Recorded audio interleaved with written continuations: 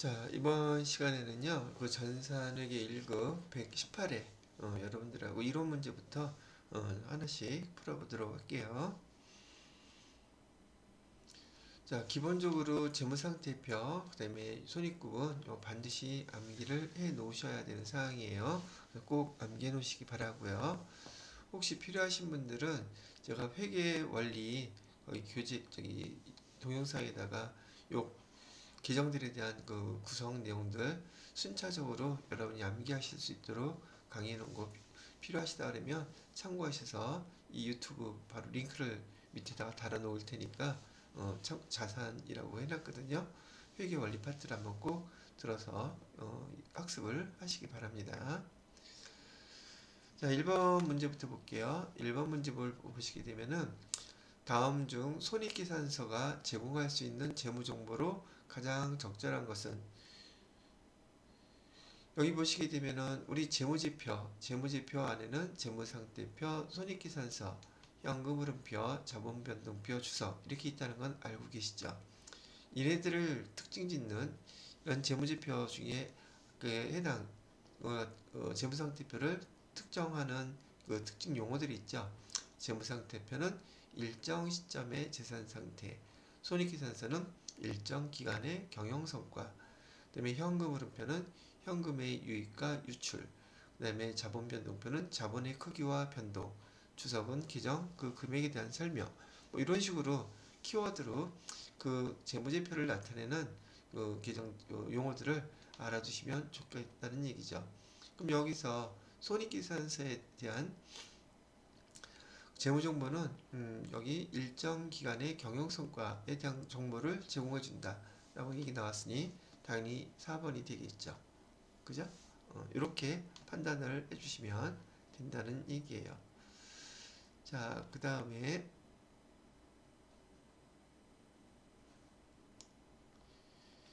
2번을 보시게 되면 2번 문제는 2024년 1월 1일 현재 그 외상매출금 잔액이 200만 원이래요. 당기의 외상매출금 잔액 중에서 120만 원이 대손 처리된 경우 인식할 대손상각비는 얼마죠? 라고 물어봤어요. 근데 기초에 대손충당금 잔액이 100만 원이 있었다고 합니다. 그러면 외상매출금 120만 원을 갖다가 우리가 받을 게 있었는데 이 중에서 대손충당금은 대손충당금으로 대손 처리됐을 때 대손충당금으로 먼저 할 수 있는 금액은 100만 원, 나머지는 대손상각비로 처리해야 되겠죠. 그래서 여기 보시게 되면 이거 잘못 써졌네요.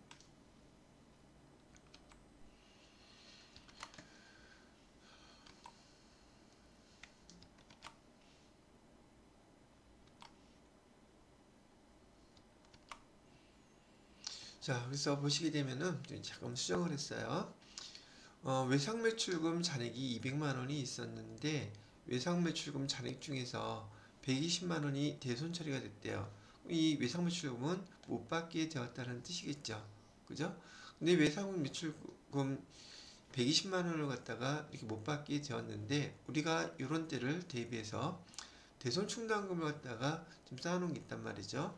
그래서 대손충당금을 먼저 이렇게 사용하고 그래도 모자라는 금액은 우리가 대손상각비로 이렇게 처리해야 된다고 배우셨단 말이죠.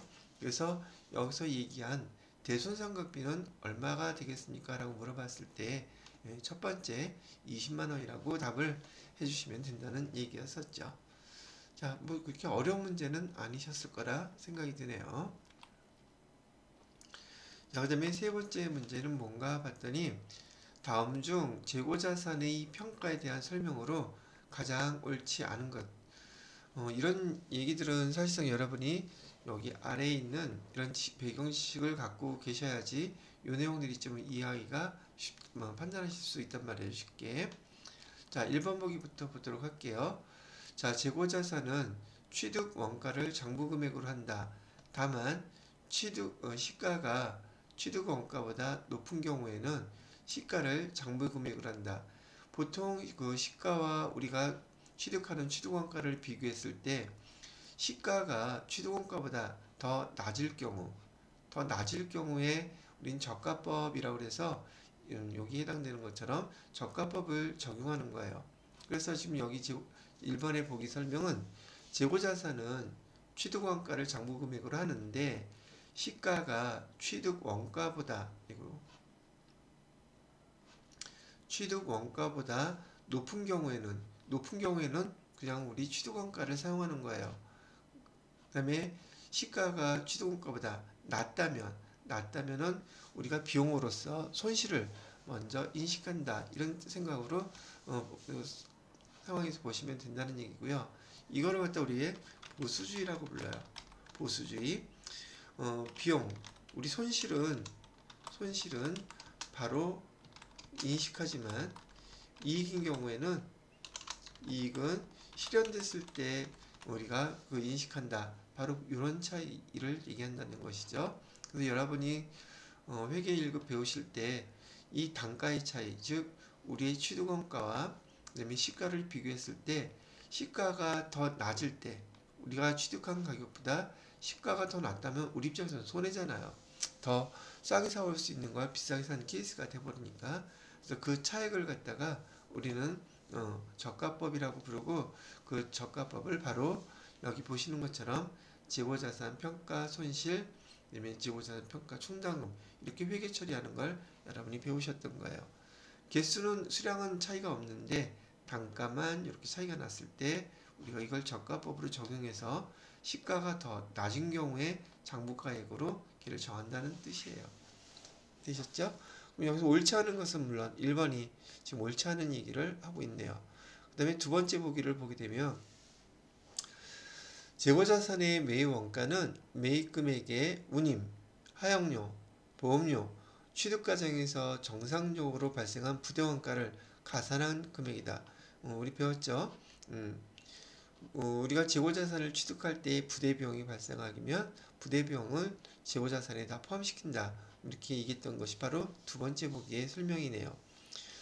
자, 세 번째, 재고자산의 제조원가는 보고 기간 말까지 제조 과정에서 발생한 직접 재료원가, 직접 노무원가, 그다음에 제조와 관련된 변동 고정 제조 간접 원가를 체계적인 배분액을 포함한다라고 되어 있는데, 제조 원가에서 재고자산의 제조 원가는 이런 것들을 다 포함해서 체계적인 배분액까지 포함한다고 그렇게 알고 계시면 될 것 같습니다.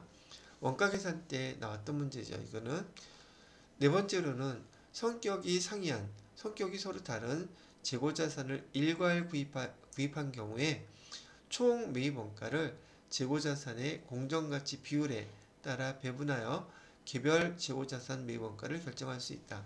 얘도 기업회계 기준에서 좀 규정한 대로 그대로 설명하고 있는 내용들이에요.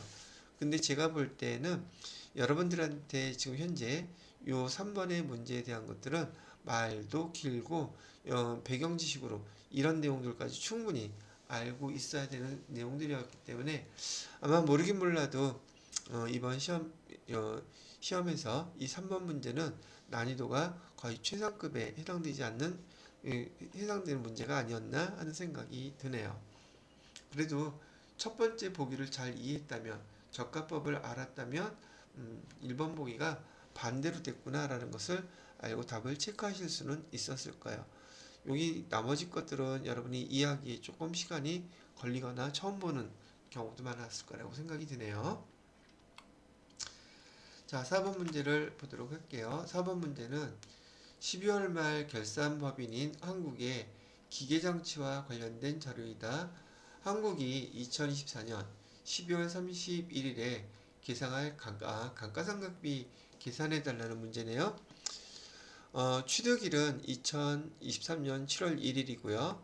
상각 방법은 정률법, 내용연수는 5년, 상각률은 45%, 취득원가는 2천만원, 잔존가치는 50만원 이렇게 나왔는데, 정률법으로 감가상각할 때는 2023년 취득했던 금액 있죠. 2023년 여기 거를 보도록 할게요. 2023년에 7월 1일날 취득원가가 2천만 원이었었는데 2023년 기말이 됐을 때는 취득원가 자체가 미상각 잔액이 되죠. 아, 참, 여러분들 그 참고하시라고 정률법으로 감가상각을 계산할 때에는 미상각 잔액 곱하기 정률 또는 상각률이라고 하고 있죠. 두 개만 곱하면 되는 거예요. 여기 잠정 가치 같은 거 여기 몰라도 돼요. 이건 정액법에서나 다른 감가상각 방법에서 사용하는 것이고요. 취득원가하고 첫 번째 해에 취득원가하고 여기 상각률 두 개만 알면 감가상각비를 계산할 수 있단 말이죠. 자, 그래서 지금 2023년 12월 31일 날 여기 취득하고 나서요. 그 해에 2천만 원에 대해서 0.5%, 0.5%래네. 45%를 곱해주게 되면 상각률이요. 금액이 900만 원이 나오는데 기간이 여기 지금 7월 1일부터 12월 31일까지 6개월밖에 사용을 안 했죠. 그래서 그 6개월을 갖다가 나눠주게 되면 450만 원으로 계산이 된단 말이죠. 이것도 혹시 오해할 분 계실까 싶어서 이 계산식을 조금 자세히 써놓을게요. 2천만 원 곱하기 45% 이렇게 하면 1년치 감가상각비가 계산이 돼요. 2천만 원 곱하기 45% 해주게 되면 900만 원이 이렇게 나온단 말이죠. 그런데 지금 이 중에서 7월 1일 날 구입을 했었기 때문에 7월 1일 날 구입했기 때문에 우리가 이것을 사용한 것은 12분의 6만큼만 지금 6개월만 사용한 걸로 계산을 해줘야지 감가상각비가 정확하잖아요. 그죠? 그래서 900만 원의 반이잖아요. 그래서 여기 450만 원이라고 이렇게 계산을 해 놓은 거예요. 근데 이거는 2023년 12월 말 시점에서의 감가상각비이고요. 문제에서는 2024년 12월 말 거를 물어봤단 말이죠. 그러면 1년치를 한 번 더 생각을 해야 되겠죠. 그러면 1년치 한 번 더 생각할 때 2024년 12월 31일 시점에서 미상각 잔액은 얼마가 됩니까? 이걸 알아야 된다는 얘기죠. 정률법으로 미상각 잔액은 초기 년도 1년 첫째 연도에 450만 원을 상각했기 때문에 2천만 원에서 450만 원을 뺀 금액이 미상각 잔액이 돼요. 이 미상각 잔액에다가 45%를 곱해주게 되면 2024년도 기말에 감가상각비는 697만 5천 원 이렇게 계산이 된단 말이죠. 그래서 이 문제에 대한 답은 요 3번이 된다고 얘기를 해드리는 거죠. 아시겠죠? 자, 이렇게 해서 한번 부연 설명까지 요 계산 과정을 한번 설명을 해드렸고요. 그 다음에 5번 문제를 보도록 할게요. 5번 문제는 단기매매 증권에 대한 설명으로 틀린 것은 이라고 되어 있네요. 단기매매 증권. 단기매매 증권은 목적 자체가 단기 시세차익 목적이에요. 그 다음에 시장성이 있는 유가증권을 말한다. 예, 단기매매 증권의 그 설명이고요. 두 번째, 단기매매 증권 중에 채권은 원가법, 그 다음에 주식은 공정가치액으로 기말평가한다. 이렇게 나와 있죠. 자, 근데 지금 우리 단기매매 증권이라는 그 계정안에는요, 이렇게 채권도 있고요, 주식도 있어요. 주식은 공정가액으로 기말평가한다. 요거는 알겠는데, 채권은 원가법으로 평가한다? 얘는 마찬가지로요, 공정가액으로, 단기매매 증권은 채권이 됐던 주식이 됐던 공정가액으로 기말에 다 평가를 한다고 그렇게 알고 계셔야지 이렇게 원가법이 들어가는 거 이거는 해당 사항 없다는 얘기예요. 아시겠죠? 그 다음에 세 번째를 이게 원가법이란 말이 틀렸으니까 단기매매 증권은 공정가치로 평가한다예요. 걔가 채권이 됐던 주식이 됐던. 그래서 틀린 말은 2번이 된다는 뜻이고요. 그 다음에 단기 매매증권을 처분해서 처분 손익은 손익계산서에 반영한다. 여러분이 그 많이 연습하셨던 단기 매매증권 여기 처분 손익이라고 할게요. 처분 손익이라 하면 처분 이익이나 처분 손실을 얘기하는 거고, 또 한 가지 더 단기 매매 증권 12월 달에는 평가 손익, 평가 이익이나 평가 손실도 두 개 다 손익계산서에 들어가는 기종들이라는 거 알아두시면 좋을 것 같아요. 자, 그 다음에 4번 보기를 보시게 되면 단기 매매 증권은 유동자산 중에서 당좌자산으로 구분이 된다. 유동자산은 크게 당좌자산과 재고자산으로 구분되는데, 이 당좌자산 안에 현금 및 현금성 자산, 단기 투자자산, 매출 채권, 기타 채권 크게 이렇게 나누어지는데, 그 중에 단기 투자자산 안에 단기 매매 증권이 이렇게 있어요. 그래서 제가 여러분 시험 여기 풀이 처음 시작할 때 재무상태표의 규정은 이렇게 구분별로 정확하게 암기를 하고 계셔야지 돼요. 이런 말은 금방 찾을 수 있겠지만, 이 상태가 암기되어 있지 않으시다면 이런 문제는 되게 어려운 문제에 해당된다는 얘기가 되겠죠. 그렇죠? 그래서 다시 한번 제가 약식으로 여기 보여드리긴 했지만 뭐 한번 다시 보여드릴까요? 지금 이거 말하는 거예요. 여기 당좌자산 안에 현금 및 현금성 자산, 단기 투자자산, 매출 채권, 기타 채권, 이렇게 자산, 부채, 자본의 구분을 여러분이 정확히 암기하고 계셔야지 회계 1급에서도 세무 2급에서도 세무 1급에서도 모든 회계 문제와 관련해서 예를 빠뜨려 놓고서는 설명할 수가 없단 말이죠. 엄청나게 중요한 내용이에요. 그래서 꼭 제가 암기하시라고 강조해 드리는 것이기도 하고요. 자, 그래서 단기 매매 주권에 대한 설명으로 틀린 거 좀 전에 봤던 요 2번이었고요. 자, 그 다음에 6번 문제를 보도록 할게요. 6번 문제도 또 똑같은 문제 나온 거라고 보여지죠. 재무상태표에 대한 문제를 낸 것 같아요. 다음 설명 중 옳지 않은 것을 찾으래요. 자산은 과거의 거래나 사건의 결과로 현재 기업 실체에 의해 지배되고 미래의 경제적 효익을 창출할 것으로 기대되는 자원이다.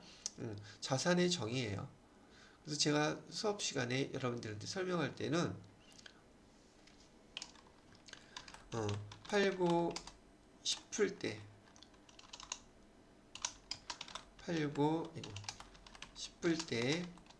팔면 돈이 되는 것이 바로 자산이에요 라고 얘기했었죠. 팔고 싶을 때 팔면 돈이 되는 게 자산이라고 제가 이해하기 쉽게끔 설명을 그나마 드렸는데, 여기에서 우리가 기록하는 모든 자산들은요, 과거의 거래나 사건의 결과로 자산으로 형성된 것들이에요. 보통 우리가 그 재무상태표 또 회계 처리할 때 과거, 역사적 원가라는 말을 많이 사용하게 되는데, 우리 재무제표의 기록들은 과거에 벌어진 일들을 기록하고 나서 그 결과로 자산이다, 부채다, 자본이다, 이런 것들을 기록하는 그런 금액들이 된다는 얘기죠. 그 자산도 그렇고요, 부채도 그렇고, 자본도 그렇고, 과거의 거래나 사건의 결과로 현재 기업 실체는 우리 지금 회사 법인이라고 생각하시면 돼요. 기업 실체, 법인에 의해서 지배되고, 미래의 경제적, 미래는 제가 팔고 싶을 때 팔면 그랬죠. 그럼 아직 안 팔았다는 뜻이잖아요. 즉 미래를 뜻하는 거예요. 돈이 되는 거, 미래의 경제적 효익, 이게 바로 돈이란 뜻이에요. 여러분 그냥 편하게 이해시켜 드리려고 제가 이렇게 얘기를 한 거예요. 기대되는 자원이 자산이다. 이렇게 설명을 하고 있는 것이고요. 여러분 이해가 되셨으면 요 말 그대로 기억을 해두시면 돼요. 아, 자산이란 이런 뜻이구나. 두 번째, 기업의 자금 조달 방법에 따라 타인 자본과 자기 자본으로 구분된다. 자, 타인 자본은 부채를 얘기하는 것이고요. 자기 자본은 자본을 얘기하는 것이에요. 그래서 여기 보시게 되면 부채와 자본을 갖다가 이렇게 표시하고 있어요. 부채는 자기 자본에 해당해요. 부채는요, 자기 자본이 아니라 다른 사람한테, 타인한테 빌려왔기 때문에 회계에서 얘를 구분하는 용어로 타인 자본이라고 이렇게 불러요. 부채라고도 부르지만 타인 자본이라고도 부른다. 뭐를요? 부채를요. 타인으로부터 빌린 빚을 말한다. 뒤에 설명은 잘했는데 여기가 틀린 거죠. 여기가 그래서 여기가 자기 자본이 아니라 타인 자본으로 해주시고요. 여기 옳지 않은 것은 그래서 2번이 된다는 얘기예요. 자, 그 다음에 3번을 보시게 되면 자본은 기업 실체의 자산 총액에서 여기 기업 실체라 얘기 용어가 나왔다고 어렵게 생각하지 마시고요. 법인이라고 생각하면 돼요. 우리 회사 법인 자산 총액에서 부채 총액을 차감한 잔여액 또는 순자산의 자본을 갖다가 잔여액 또는 순자산이라고도 불러요. 회계에서. 그래서 이걸 맞는 말이죠. 그 다음에 네 번째, 비용은 기업 실제의 경영활동과 관련된 재화의 판매 또는 용역의 제공에 따라 발생하는 자산의 유출이나 사용 또는 부채의 증가이다. 비용이 이런 것들입니다 라고 설명하고 있는 것도 그대로 읽어보시고 이해해 놓으시면 될 것 같으네요. 되셨죠? 이것도 여러분들한테는 말로 나온 문제 쪽 치고는 좀 내용이 어렵지 않았을까 하는 생각이 드네요. 자, 그 다음에 7번 문제를 보게 되면 자본에 대한 설명이네요. 자본에 대한 설명으로 틀린 것은 이라고 얘기했는데, 우선 여러분들이 자본과 관련돼서 이거 보기를 하나씩 설명하면서 해당되는 걸 추가로 설명을 해드릴 텐데, 재무상태표에 아까 보여드렸던 자산, 부채, 그 다음에 자본계정에서는 아까 표에서는 제가 앞에 있는 이 5가지만 기록 써놨었거든요. 근데 여러분은 회계 1급 과정에서 이 옆에 있는 구분기정까지 정확하게 암기를 해 놓으셔야지 돼요. 암기만 해서 끝나는 것은 아니고요. 자본계정에 대한 이네들 계정들이 언제 어떻게 사용되는지까지도 정확히 이해를 하고 계셔야지 이런 문제를 풀 수 있다는 얘기죠. 배경 지식으로 여기에 대한 내용들이 있어야지만이 이 문제를 풀 수 있다는 얘기예요. 한번 보도록 하죠. 1번 신주 발행비는 당기 손익 비용으로 처리한다 그랬었는데 지금 우리가 신주 발행 우선 주식 여기 자본계정과 관련돼서요. 여러분이 알아야 될 용어 중에 하나가 주식을 발행했다 그러면 이 뜻은 증자라는 뜻이에요. 증자라는 것은 자본금이 증가한다는 뜻이고, 자본금이 증가한다는 뜻은 이 거래로 인해서 자본금이 이렇게 증가한다는 것을 나타내요. 예를 하나 들어보게 되면 우리 회사의 주식 한 주를 액면가에 5,000원으로 발행을 5,000원짜리인데 시가 7,200원으로 발행했다고 한번 가정을 해볼게요. 그럼 우리 회사 주식 한 주를 발행했으니까 증자에 해당되죠. 증자면 자본금은 무조건 대변에 와야지 된다는 뜻이에요. 자, 그러면 한 주 발행했을 때 시가가 7,000원이라면 우리 회사는 한 주를 발행하고 현금으로 7,000원을 받았겠죠. 그리고 증자는 여기 보시게 되면 자본금을 기록할 때에는 주식수 곱하기 액면가액으로 곱해서 자본금을 표시하세요 되어 있잖아요. 그죠? 그래서 자본금, 증자니까 자본금 계정 써놓고 자본금을 얼마로 기록해야지 돼요? 한 주 주식수 곱하기 액면가액 5,000원이죠. 그래서 우리 자본금은 주식 한 주를 발행하면 5,000원이 증가하는데 돈 받은 거는 7,000원을 받았잖아요. 그래서 이거 우리 자본금 액수보다 더 큰 금액을 우리 뭐라고 기록하느냐면 주식 발행 초과금이라고 이렇게 부른다는 얘기예요. 그래서 여기 보시게 되면 신주 발행비가 만약에 있다면 당기 비용으로 처리한다 라고 되어 있는데 당기 손익비용으로 처리한다고 되어 있는데 손익비용이 아니라 만약에 신주를 발행해서 증자일 때 주식 발행 초과금이 나오면 이 초과금에서 신주 발행 비용을 빼는 것이고, 그 다음에 만약에 주식 할인 발행 차금이 생겼다면 주식 할인 발행 차금은요 액면가액보다 더 싸게 발행을 하는 경우에요. 액면가액은 5,000원인데 2,000원에 팔았다면 현금은 2,000원이 들어올 것이고 자본금은 그대로 5,000원이 증가하겠죠. 그럼 우리는 주식을 발행하면서 자본금 5천원은 생겼지만 실제 돈이 액면 금액보다도 적게 발행되기 때문에 얘를 주식 할인 발행 차금이라고 부른단 말이죠. 이 신조 발행비는 주식 할인 발행 차금인 경우 이 비용에다가 만약에 발생했다면 포함시키는 것이지 별도로 당기손익 수수료 비용이나 무슨 손실 그래서 그 돈으로 계정으로 처리하는 게 아니란 말이에요. 아시겠죠? 주식 발행 초과금에서 신주 발행비를 차감 빼주거나 주식 할인 발행 차금에다가 더해줘야 되는 거예요. 여기 별도로 당기 손익 비용으로 처리하지 않는다는 얘기죠. 그래서 틀린 설명은 7번에는 1번이 되는 거예요. 이렇게.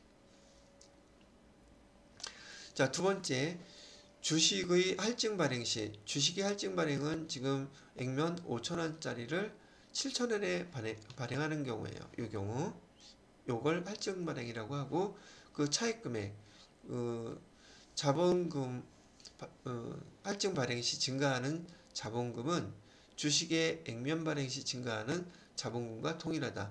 액면 발행에도 자본금은 5천원일 것이고, 그 다음에 할증 발행을 해도 자본금은 5천원 똑같아요. 자본금 쓰는 거는요, 주식수 곱하기 액면가이기 때문에. 그러나 그 차익은 더 비싸게 발행하면 주식 발행 초과금이 되고, 그 다음에 싸게 발행하면 주식 할인 발행 차금이 된다. 요것도 그 내용 설명이에요. 정확히 잘 설명하고 있네요. 자본은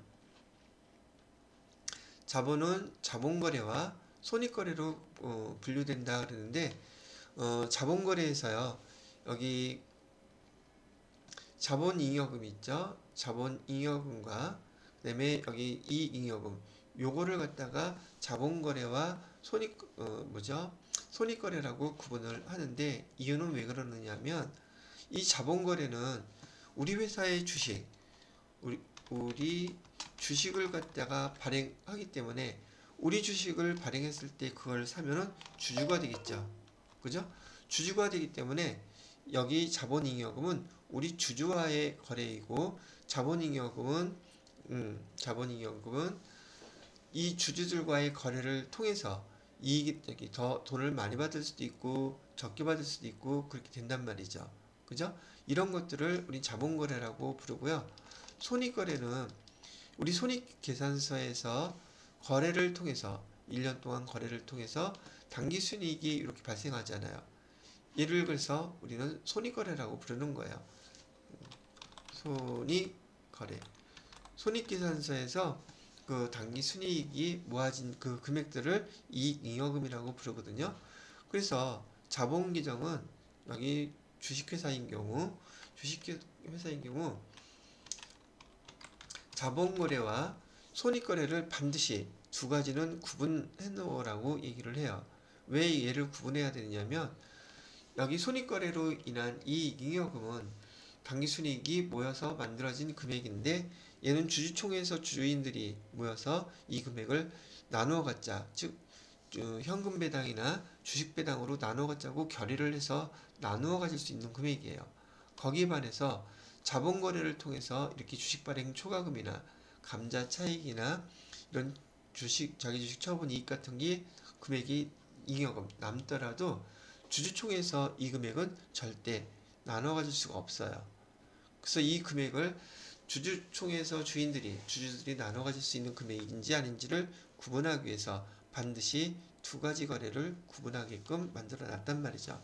그래서 자본은 자본거래와 손익거래로 분류된다. 이렇게 해도 이걸 맞는 말이 된다는 얘기예요.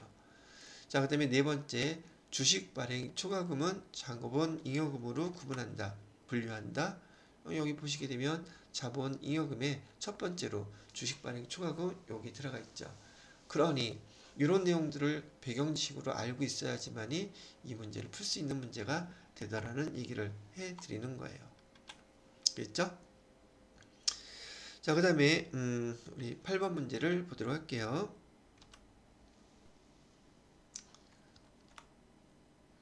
자, 8번 문제는 매출 총이익을 계산하라고 하는 문제죠. 당연히 손익구분 얘를 알고 있어야 된다는 얘기가 되겠고요. 자, 그럼 손익구분을 왜 알아야 되느냐? 이 손익구분과 여기 손익구분에 해당되는 매출원가 있죠. 얘 계산하는 방식이 상품 계정의 총 계정 원장에 있는 요 내용까지도 세트로 알고 있으셔야지 시험 문제가 항상 대부분 이렇게 나오거든요. 주어진 자료 이제 입력만 하면 돼요. 요걸 배경 지식으로 얘를 알고 계신다 그러면, 자, 기초 상품 재고에 100만 원이라 그랬어요. 이거죠. 단기 상품 매입액 200만 원 이거죠. 그다음에 단기 상품 판매액은 매출액이잖아요. 그죠? 매출액은 여기 있는 금액이죠. 그 다음에 기말 상품 재고액 여기 있죠.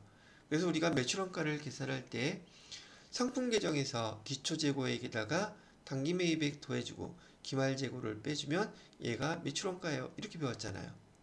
그럼 매출원가 왜 계산했어요? 손익구분에 여기에서 매출원가를 반영하게 되면 매출액 500만 원에서 매출원가 250만 원을 빼게 되면 매출 총이익이라고 부르죠. 요 용어, 이 내용들 매출 총이익이 어떻게 계산되는 건지, 영업이익은 어떻게 계산되는 건지, 법인세 차감전 순이익은 뭘 뜻하는 건지, 단기 순이익은 어떻게 이거를 알아야지만이 문제에서 이런 문제를 낼 때 알아듣고 이렇게 적용해서 문제를 푸실 수 있다는 얘기예요. 여기서 해당되는 답은 2번이 되겠죠. 그죠? 그래서 배경 지식으로 이런 걸 알아야 되기 때문에 아주 중요한 포인트들이라서 여러분들한테 복습하기 쉬우시라고 이렇게 써놨습니다. 자, 그 다음에 9번 문제부터는 원가회계에 대한 문제니까 쉬었다가 잠깐 끊고요. 원가회계는 별도로 설명을 해드리도록 하겠습니다.